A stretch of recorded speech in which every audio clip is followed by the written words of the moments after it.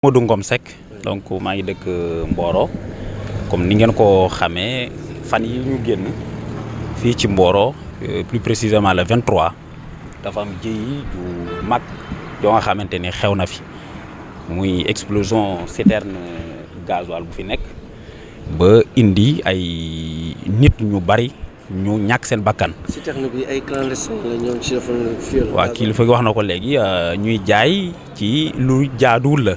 fii ci biir Mboro am ñu ci loru am ñoo xam te ñàkk nañ seen bakkan ci kaw loolu ñu ngi jaal d'abord famille yi nga xamante ni ñoo ñàkk seen njaboot ndax juróom benni bakkan wàcc nañ ci li ci gën a métti mooy ndaw soo nga xamante ni tout tànk bi mu yoroon daanaka at la am loolu xam nga lu métti la lu doy waar la suñu borom dëkkandoo beneen dëkkandoo bi nga xamante ni mooy Pam Ndiaye te fi ne nii mu nekk ci hôpital ñuy ñaan yàlla na ko yàlla dimbali ba mu mën a jotaat njabootam waaye mbir moom li ci feeñaat mooy li ñu yàgg dénoncé fii Mboro ci ñàkk gi nga xamante ni ñàkk na ko ci ay infrastructure de base loolu ci jëm ci ay hôpital lu mel ni cas sapeur wala poste de police ndax keroog mën naa am du fekkoon loolu am na fi ji mën naa wàññeeku ndax keroog bi lakk gi amee daanaka toog nañ lu mat waxtu di xaar ñi nga xamante ni ñooy sapeur pompier yi évacuer leen d'abord à 24 kilomètres de Mboro Tivaouane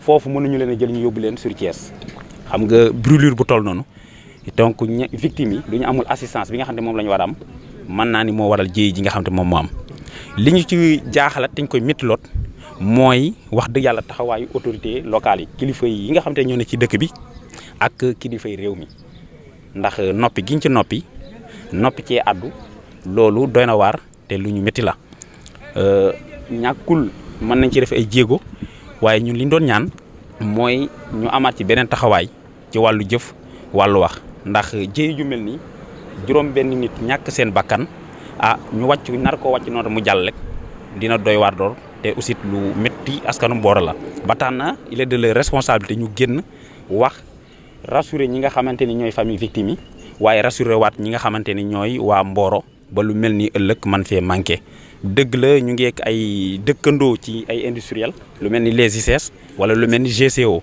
waaye jàpp naa ni tey Mboro ak fi mu toll yittewoo na ay poste de santé comme ni ñu koy waxee ak yeneen infrastructure de base yoo xamante ni lu ëllëg lu mel ni amee ñu mën a teel ko gàntal ci kaw loolu aussi li nga xamante ni moom la ñuy ñaan mooy comme que mbir mi yoon jot na ci mooy wax dëgg yàlla ñu ngi xaar mu feeñal loo nga xamante ni dina leer ci bopp askan wi te jàpp naa dina leen mën a rassurer. feeñal mooy maanaam ñu génne enquête bi di ko waral.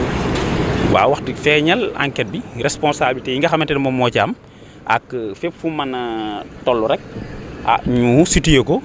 sanctionné ba population bi xam ne wax dëgg yàlla am nañu nit yoo xamante ni juum nañ te bi ñu juumee teg nañ leen nangam ndax juróom-benn nit aussi loolu loo nga xamante ni lu yomb la. fii ci biir Mboro donte malgré jéey bi am.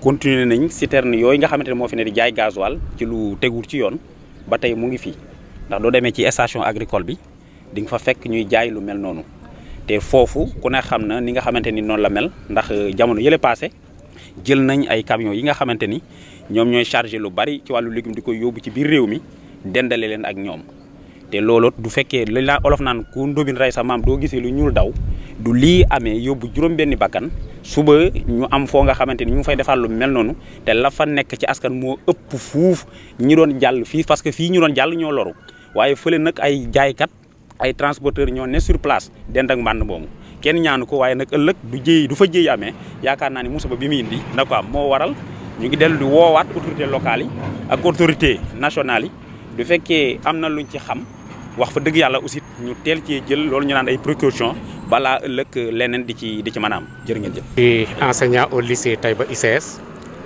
Le 23 février 2018, un incendie d'une rare violence s'est déclaré dans un entrepôt clandestin, faisant pratiquement 7 victimes, dont 6 morts, un rescapé, en l'occurrence Pape Ndiaye. Devant le mutisme des autorités locales et nationales. Nous profitons de ce point de presse pour présenter aux familles déplorées nos condoléances Nous profitons également de cette occasion pour nous incliner devant leur mémoire. Au-delà de cela, nous pensons que c'est une stratégie, c'est une tragédie pratiquement qui pose à nu, qui met à nu le dénuement qui caractérise la commune de Mboro. À Mboro, tout est priorité. Il y a un dénuement, il y a une absence de structure d'assistance, il n'y a pas d'hôpital, il n'y a pas de service de sapeurs-pompiers, si bien que pratiquement nous sommes dans une zone d'insécurité, il n'y a pas de service de police, les populations sont laissées à elles-mêmes. Nous avons le sentiment d'être des Sénégalais de seconde zone, parce que c'était également devant le mutisme de la presse. Personne n'en a parlé. De sorte que donc nous interpellons le président de la République face à ses responsabilités. Nous interpellons le gouvernement du Sénégal pour qu'il nous vienne en aide.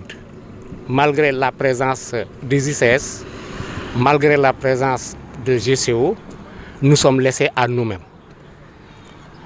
Nous profitons également de cette occasion pour demander à ce que justice soit faite. Parce que quand même cette victime, dont 6 morts, on ne peut pas laisser ça à perte et profit.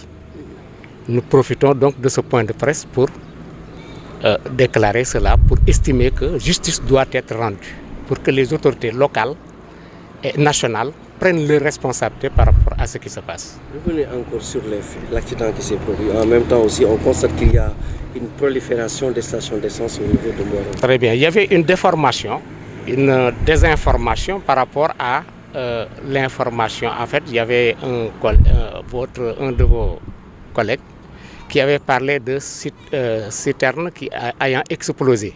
Mais il ne s'agit pas de citernes, il s'agit d'un entrepôt clandestin. De quoi? Clandestin de fuel, de carburant. Pratiquement, au contact avec le feu, ça a explosé. Heureusement, ici, c'est des HT qui passent. Heureusement que ça n'a pas endommagé le fil électrique. Autrement, ce serait extrêmement grave.